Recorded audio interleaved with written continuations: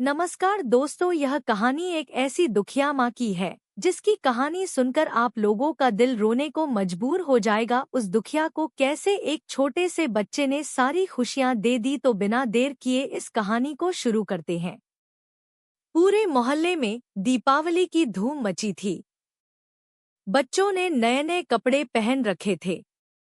उनके गुलकपाड़े और शोर शराबे से पूरा मोहल्ला गूंज रहा था। हर घर दीपों की रोशनी से झिलमिला रहा था। कहीं कहीं बिजली के बल्ब भी शान से टिमटिमा रहे थे।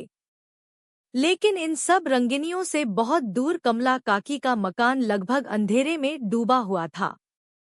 यद्यपि उनके मकान पर भी 2 दीपक जल रहे थे, लेकिन इस जगमगाहट में वे निस्तेज से लग रहे थे। दूसरे किसी को इसकी खबर हो या न हो, लेकिन नन्हे आदित्य को यह बहुत अजीब लग रहा था। वह सोच रहा था, आखिर कमला काकी दिवाली क्यों नहीं मनाती हैं? उसे अच्छी तरह से याद था कि कमला काकी ने पिछले साल भी दिए नहीं जलाए थे और शायद उससे पिछले साल भी नहीं। आदित्य को यह अच्छा नहीं लग रहा था कि आज के दिन कोई दुखी और उदास रहे। वह अच्छी तरह समझता था कि जब कोई दुखी व उदास होता है तभी त्योहार नहीं मनाता है। लेकिन काकी को क्या दुख है, यह बात वह नहीं जानता था। आज मैं काकी का दुख जानकर ही रहूंगा।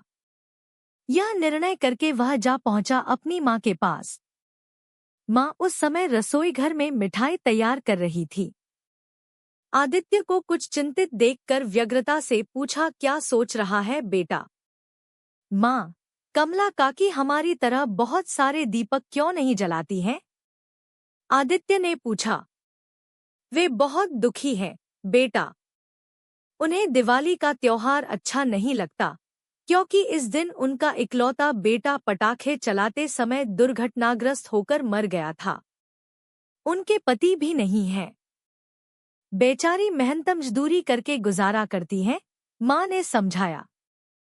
आप मुझे हमेशा कहती हो कि दीन दुखी की सेवा करनी चाहिए, तब क्या मैं काकी का बेटा बन जाऊं? आदित्य ने आज्ञा लेने की दृष्टि से पूछा। किसी अच्छे काम के लिए मैं भला क्यों मना करूंगी? माँ ने मुस्कुराते हुए कहा।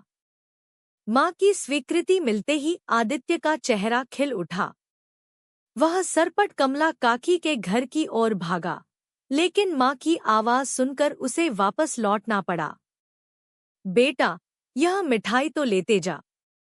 कहते हुए जब माँ ने मिठाई का डिब्बा आदित्य के हाथों में थमाया तो उसे अपनी माँ पर गर्व हुआ।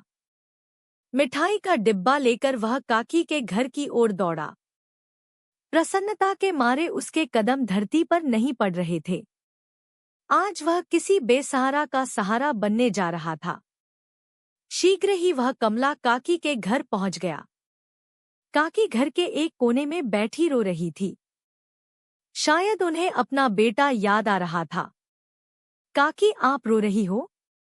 आदित्य ने पूछा। पर काकी चुप बैठी रहीं, जैसे कुछ सुना ही न हो। आदित्य ने काकी को हाथ से झकझोरकर पूछा, बताइए काकी, आपको क्या दुख है? लेकिन काकी ने आदित्य के प्रश्न का कोई जवाब नहीं दिया। अपने आंसू पोंछते हुए उन्होंने आदित्य को बैठने के लिए कहा। पर आदित्य तो जैसे घर से दृढ़ निश्चय करके आया था। बोला, मैं जानना चाहता हूँ कि आप दीपावली के दिन बहुत सारे दीपक क्यों नहीं जलाती और आप अभी रो क्यों रही हो? आदित्य की जिद के आगे कमला काकी को झुकना पड़ा। उन्होंने भरे गले से इतना ही कहा, जरा अपने बेटे की याद आ गई थी। आज अगर वह जीवित होता तो वह भी तुम्हारे जितना ही होता। काकी, अगर बेटा नहीं रहा तो क्या मैं आपका बेटा नहीं बन सकता? मुझे अपना बेटा बना लो काकी।